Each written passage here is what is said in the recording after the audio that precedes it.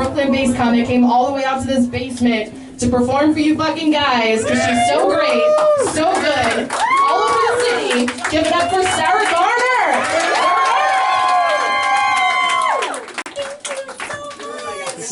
What's up, basement dwellers? Guys, I'm like the perfect size for this basement.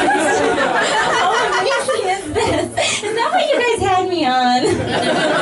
You're like, she'll fit, she's fine. Well, I've always had like a background in performance. And so I was doing theater and dance, and I was writing prose, and I kind of got sick of performing other people's stuff, so I wanted to perform my own stuff. And that was, I think, at the same time that I really started forming my feminist identity, and I felt like it was really an empowering thing to do, as a way to talk about things that I wanted to talk about, that I didn't feel like were being talked about enough. So I figured it's a safe way to do it. It's accessible for people to try to talk about that stuff in terms of comedy, but you can still say what you want to say, and be a performer, and do your art and do it the way you want. Guys, I'm a crier. Thank you. It's like my greatest achievement. But I don't cry for like real reasons, which is really frustrating. Like when my parents got divorced, I didn't cry at all. When my grandmother died, I squeezed one out because she was like an amazing woman. No, I'm an anxiety crier. Yeah, okay. So like I cry for things like I haven't eaten dinner yet. And I thought that the Indian place down the street closes at midnight, but it closes at 11.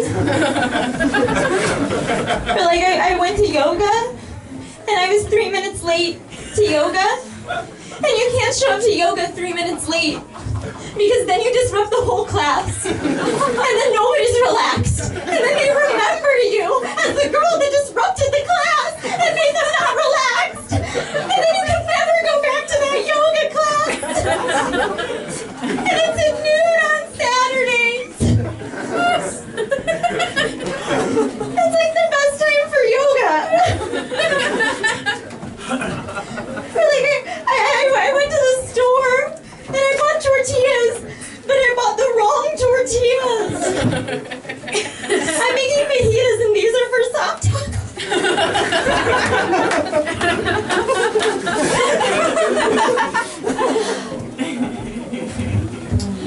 Yeah, so I have anxiety problems. Not feeling like you had a good set when you know you can do better. You know, like bombing is one thing, but like mediocrity is for me the worst thing. And to me, it like I get upset because it feels like it violates a contract that I have with the audience.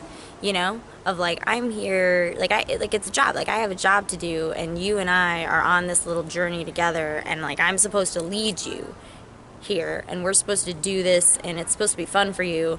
And if I am just mediocre, I don't feel like I held up my end of the bargain. You know, sometimes crowds are weird, sometimes stuff happens that's out of your control, but if I know I could have done better, then I hate that feeling. Oh, and you're tired a lot, because you know, you have a job, and you're always tired, but like caffeine helps. Because I hate them, or like wrestle and turn into fuck, like with. Because those are two very different categories. Like, I would love to, like, wrestle. I would love to, like, wrestle, and then it turns into, like, really, like, a kinky, like, lovemaking type thing. I guess I would, like, love to do that with Olivia Wilde. And I'm straight. Like, but I would love to wrestle her and, like, turn into weird, like, lovemaking. So I don't know if I should take that to my therapist. Like I don't know what that says about me, but I would do that. And then Dwayne "The Rock" Johnson, I would totally fight, just because I think it'd be fun. But I think he'd like go easy on me, you know? And then I think we'd form a beautiful friendship for the rest of our lives. Yeah, I am. I'm dating somebody, and it's going great, except I'm insane. You know, like every time we're somewhere where there are a lot of women, I just find myself peeing on him.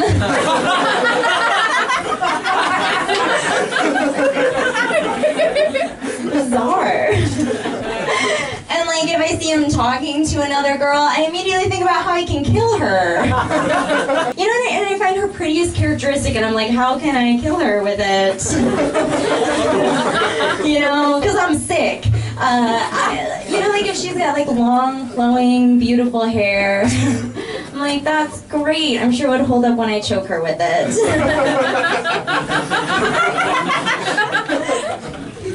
Or like if she has big, beautiful Zooey Deschanel eyes, I'm scanning the room for ice cream scoops. You know?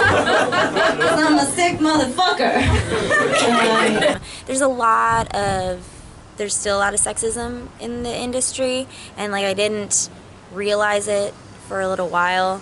And there have been some shitty, like tonight, like before I came here, I was doing a set, and the guy who got up before me, and he just starts like going off on me basically, and he goes, "It's fine, you look really innocent. You look like the kind of girl who's never had a cock in her mouth, and you look like just." And then he's like, "Yeah, but just so you know, I'd fuck you," and I mean, it was like, and then I had to go up after him, and that was terrible. If it was a year ago, I would have like crumbled. I had one show where I was sitting in the front row getting ready to do my set, and I had like 4 comics in a row like tell me they wanted to fuck me, like, and they didn't know that I was another comic. It was like very disrespectful. So that kind of stuff happens, and that's terrible. It's just demoralizing.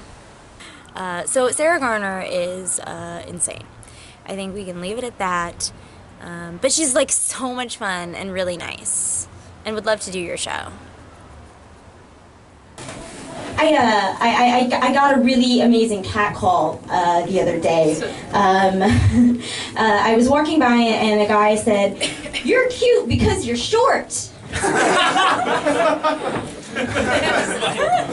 And like, I was super impressed, you know?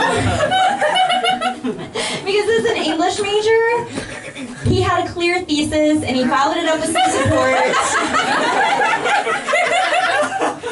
It was a super well-crafted cat call.